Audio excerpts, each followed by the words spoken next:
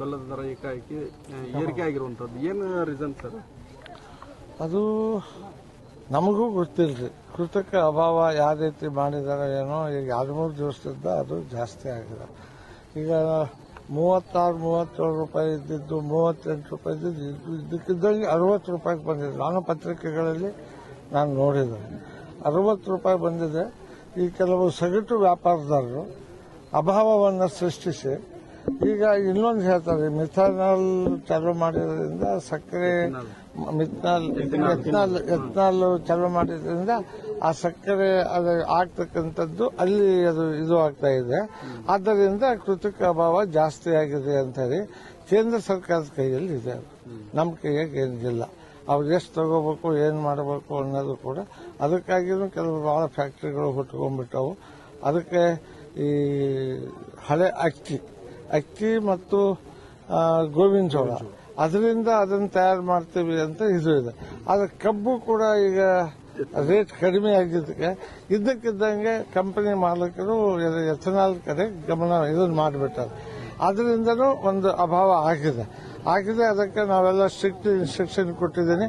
ಎಲ್ಲೆಲ್ಲಿ ಗೋಡೌನ್ಗಳ ಮೇಲೆ ಇದನ್ನು ಮಾಡ್ರಿ, ಏನೋ ಜಪ್ತಿ ಮಾಡಿ ಅವನ್ನೆಲ್ಲ ಈಗೇನು ಕೃತಕ ಗೊಬ್ಬರನೂ ಮಾಡೋ ಮುಂದೆ ಏನೇನು ಮಾಡ್ತಾರೆ ಅದನ್ನು ಅಭಾವ ಮಾಡ್ತಾ ಆ ಸೃಷ್ಟಿ ಆಗಿದೆ.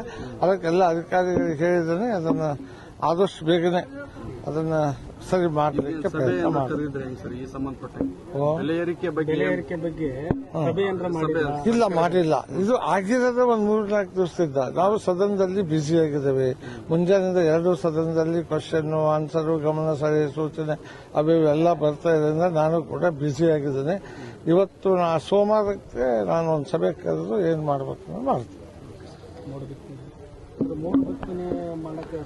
ಮೋಡ ಬಿತ್ತನೆ ಮಾಡಕ್ಕೆ ನಮ್ಮ ಹಿಂದಿನ ಮಂತ್ರಿಗಳು ರಾಮಲಿಂಗಾರೆಡ್ಡಿ ಅವರಿದ್ದಾಗ ಬಹಳ ಪ್ರಯತ್ನ ಮಾಡಿದ್ರು.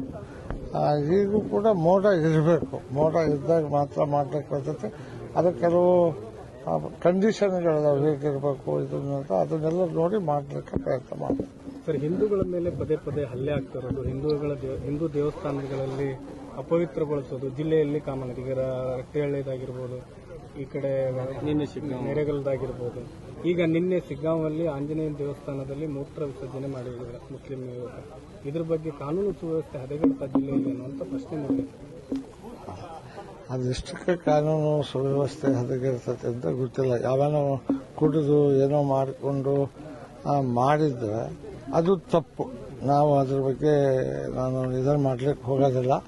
ನಾನು SP ಅವ್ರ ಜೊತೆ ಮಾತಾಡಿದ್ದೇನೆ, ಸಂಬಂಧಪಟ್ಟಂತ ಪೊಲೀಸ್ ಅಧಿಕಾರಿಗಳ ಜೊತೆ ಚರ್ಚೆ ಮಾಡಿದ್ದೇನೆ. ಆದಷ್ಟು ಕಾನೂನಿನ ರೀತಿಯಲ್ಲಿ ಅವನಿಗೆ ಏನು ಮಾಡಬೇಕು ಅದೆಲ್ಲ ಮಾಡ್ರಿ. ಅದಕ್ಕೆ ಯಾರ್ದು ಕೂಡ ನಮ್ದು ಇದು ಇಲ್ಲ. ಯಾಕಂದ್ರೆ ಇವೆಲ್ಲ ಆಗಬಾರ್ದು. ಈಗ ಸುದೈವಕ್ಕೂ ಏನೋ ಹಾವೇರಿ ಒಳಗೆ ಮಹಾತ್ಮ ಗಾಂಧಿ ಚೆಂಡೆ ತೆಗೆದ್ರು. ಅದು ಬಹಳ ದೊಡ್ಡ ಇಶ್ಯೂ ಆಗ್ತಿತ್ತು. ಆದರೆ ಅವನು ಯಾವನ ಹುಚ್ಚ ಹಂಗೆ ಮಾಡಿದಾನ ಅಂತ ಹೇಳಿ ಮಾನಸಿಕತೆ ಇದು ಅದನ್ನ ಅಂತ ಹಾಸ್ಪಿಟ್ಲಿಗೆ ಹೋಗಿ ಜಡ್ಜ್ ಹತ್ರ ಕೊಟ್ಟು ಅಂಥವನ್ನು ಕೂಡ ಜೈಲಿಗೆ ಹಾಕ್ಸಿದ್ರು.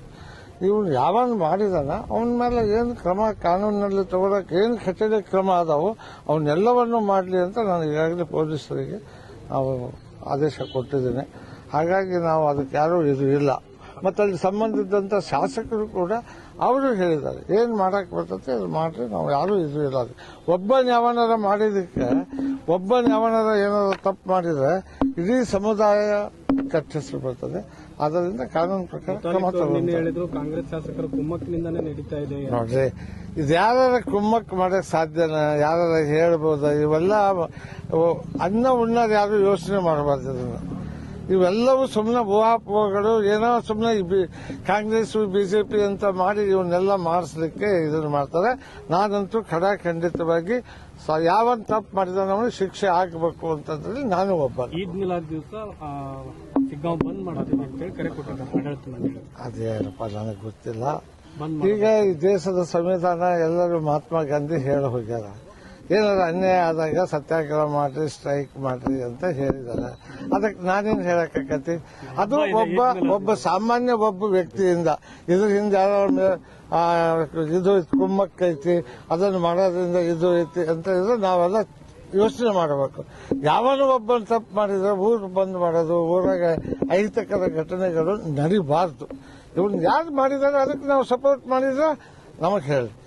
ನಾವು ಅದಕ್ಕೆ ವಿರುದ್ಧವಾಗಿ ಅವ್ನಿಗೆ ಏನು ಮಾಡಬೇಕು ಮಾಡಿದ್ದಾರೆ. ಆಲ್ರೆಡಿ ಅವನಿಗೆ ಜೈಲಿಗೆ ಹಾಕಿದ್ದಾರೆ, ಕಸ್ಟಡಿ ಕೊಟ್ಟಿದ್ದಾರೆ. ಮುಂದೆ ಜಡ್ಜ್ಗಳು ಏನು ತೀರ್ಮಾನ ಕೊಡ್ತಾರೆ ಅದಕ್ಕೆಲ್ಲರೂ ಒಪ್ಪಬೇಕು.